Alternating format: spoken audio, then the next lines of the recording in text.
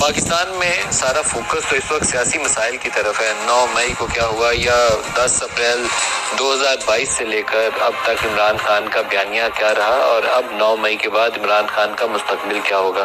جتنی تعداد میں لوگ ان کی پارٹی کو چھوڑ کر جا رہے ہیں، اور جو D G S P R کی پریس کانفرنس کے بعد براہ راست ایک نشاندہی کی گئی ہے کہ کس سیاسی جماعت نے 9 مئی کے فسادات میں حصہ لیا، اس سے سوالات سیاسی میدان کے اندر یقیناً ہونے بھی چاہیے، اور بہت بڑے سوالات ہیں۔ آج کے پروگرام میں اس پہ فوکس کریں گے، لیکن آغاز میں جو اکنامک سچویشن ہے اس پہ بات کرنا بہت ضروری ہے۔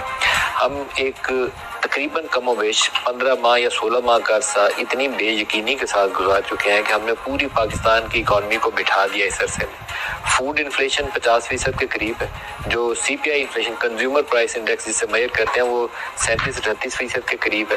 امپورٹس کو فوڈ آئٹمس کے علاوہ اور پیٹرولیم مصنوعات کے علاوہ تقریباً ہم نے مکمل طور پر بند کیا ہوا ہے۔ درمیان میں میڈیسن کی شارٹیجز بھی ہو جاتی ہے، کیونکہ میڈیسن کی بھی را مٹیریل امپورٹس ہیں، ہم نے اس کو بھی روکا ہوا ہے۔ ہم نے یہ عرصہ تو گزار لیا، لیکن کتنا عرصہ ایسے اور چلیں گے، یہ ایک بہت بڑا سوالیہ نشان ہے۔ 7,000 ارب سے زیادہ ہم نے ٹیکس اکٹھا کیا ہے رواں سال ابھی تک، تو اس کے اوپر ہم سیلیبریٹ کر رہے ہیں، لیکن ہم یہ سچ بولنے پہ تیار نہیں ہے کہ اسی عرصے میں جو روپیہ تھا ڈالر کے مقابلے میں اس کی ویلیو 200 سے بڑھ کر 300 پہ جا چکی ہے۔ 200 سے 300 جو انفلیشن ہے اس وقت پاکستان میں وہ 35 سے 50% کے درمیان گھوم رہی ہے۔ تو کیا اس کے اندر یہ سیلیبریٹ کرنے کے لیے ہمارے پاس کوئی اچھا موقع ہے کہ ہم 7,000 کراس کر چکے ہیں، یا اس وقت ہمیں کوئی 10,000 کراس کر دینا چاہیے تھا؟ اکانومی مکمل بیٹھی ہوئی ہے۔ ایکچولی تو بہت سارے لوگوں کا خیال ڈاکٹر حفیظ پاشا اور اس جیسے جو اکانومسٹ ہیں نامور، جو ان نمبرز کو اچھے سے اسیس بھی کر سکتے ہیں اور ان کو کیلکولیٹ بھی کر سکتے ہیں، ان کا تو خیال یہ ہے کہ پاکستان نیگیٹیولی گرو کیا پچھلے سال، جہاں پہ سرکاری اعداد و شمار میں ظاہر کیا گیا ہے کہ ہم نے 0.29% کی شرح سے ترقی کی ہے۔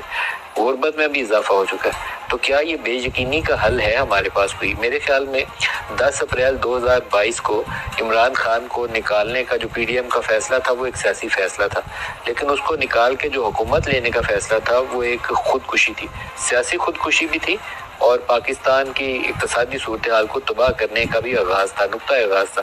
اگر تو 10 اپریل 2022 کے بعد وہ انتخابات کی طرف چلے جاتے، اگر انہیں کوئی 1-2 ریفارمز کرنی تھی وہ کرتے، اور 3-4 ماہ کے بعد الیکشنز ہو جاتے، تو پاکستان اس بے یقینی سے نکل جاتا، اس فساد سے بھی نکل جاتا۔ کیونکہ جس طریقے سے عمران کو بلڈ کیا گیا تھا، بہت کچھ توڑ کر اس کو کھڑا کیا گیا تھا سیاسی میدان کے اندر، آسان نہیں تھا۔ ایک سٹنگ پرائم منسٹر کو سپریم کورٹ کے ذریعے نکالنا، اس کے لیے اس وقت کی اسٹیبلشمنٹ نے اور جوڈیشری نے گٹھ جوڑ کا مظاہرہ کیا تھا، پاناما کیس کے اندر اقامہ نکالا اور اس کو ڈسکوالیفائی کر دیا۔ اب اسی طریقے سے جتنا زور لگا کے اس کو عمران کی حکومت کو کھڑا کیا تھا، جب اس کو گرایا بھی اسٹیبلشمنٹ نے، جب اس کو گرایا اسٹیبلشمنٹ نے، تو جو توڑ پھوڑ ہوئی پاکستان کے اندر، اس کا شاخسانہ 9 مئی تھا۔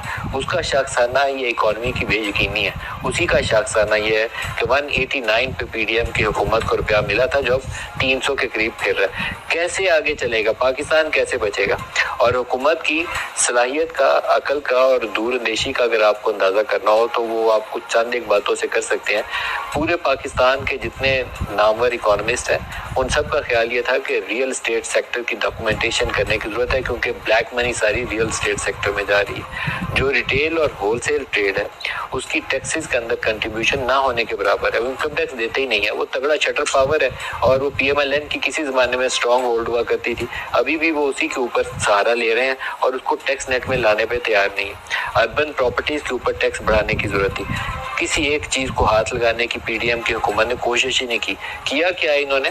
جب ایگریمنٹ کیا انٹرنیشنل مانیٹری فنڈ کے ساتھ، کوشش کی ایگریمنٹ کر کے معاہدے کو ریوائیو کرنے کی، تو جو سیلریڈ کلاس ہے 2 سے 6-7 لاکھ کے درمیان والا جو گروپ ہے، اس کے اوپر ٹیکسز کی شرح بڑھا دی۔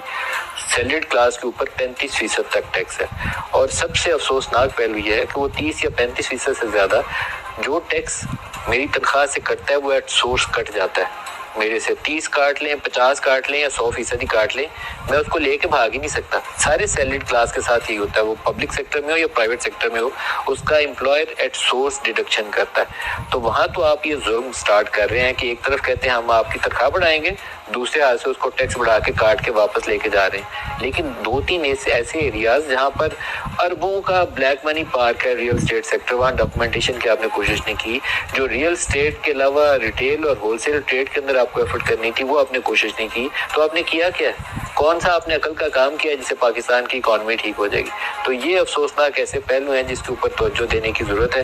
اگر ہم امپورٹس کو بٹھا کر اگر یہ قوم کو تیر مار کے بتا رہے ہیں کہ ہم نے پاکستان کو ڈیفالٹ نہیں ہونے دیا تو یہ درست روش نہیں ہے. ہم نے 6 ماہ پچھلے اس طریقے سے گزارے ہیں کہ چائنا کا ایک قرضہ ہم واپس کرتے ہیں $1 ارب کا, وہ کہتے ہیں کہ ڈیو ڈیٹ پہ واپس کرنا ہے, ہم اس کو as it is roll over نہیں کریں گے, اور اگلے ہی دن ہماری درخواست ان کے دفتر میں پڑی ہوتی ہے کہ اسی $1 ارب کو دوبارہ سے ایشو کر دو, اور وہ 4-5 دن کے اندر ایشو ہوتا ہے, دوبارہ اسٹیٹ بینک کے پاس آ جاتا ہے خزانے کے اندر. ہم کہتے ہیں ہمارے ریزرو $4 ارب اسٹیٹ بینک کے پھر ہو گئے.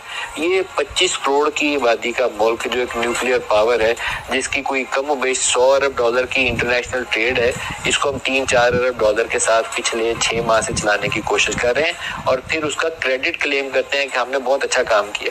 یہ ڈسکریڈٹ ہے اس وقت, کیونکہ پورے اس نظام کے اوپر نہ IMF بھروسہ کر رہا ہے, نہ ملٹی لیٹرل نہ بائی لیٹرل بھروسہ کر رہے ہیں. تو کیا ہمیں اس سے آگے بڑھ نہیں جانا چاہیے؟ ایک الیکشنز کریں اور ایک سٹیبل سیٹ اپ آ جائے, وہ جو منتخب ہو اس کو آ کے پالیسیز بنانے کا موقع